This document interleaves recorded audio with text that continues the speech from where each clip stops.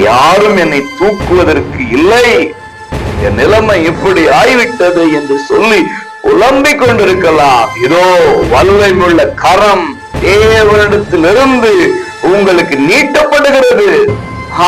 நீங்கள் மீட்டெடுக்கப்பட போகிறீர்கள். பிரியமானவர்களே, இயேசுவின் இன்ப நாமத்தில் மனதார வாழ்த்துகிறேன்.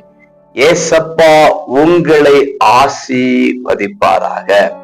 எரேமியா 50:34 அவர்களுடைய மீட்பரோவெனில் வல்லமை உள்ளவர்.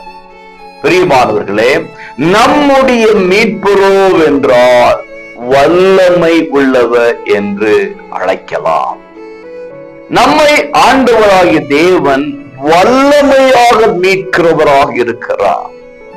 இன்றைக்கு உங்கள் தேவன், உங்கள் மீட்பர் சாதாரணமானவர் அல்ல என்கிறதை நீங்கள் முதலாவது உணர வேண்டும்.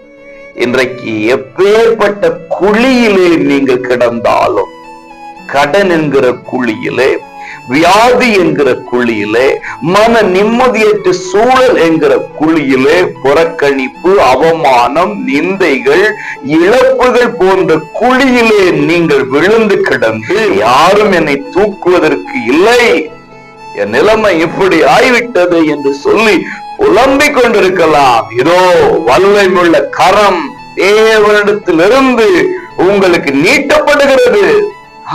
நீங்கள் மீட்டெடுக்கப்பட போகிறீர்கள். புலம்ப வேண்டாம், அழ வேண்டாம்.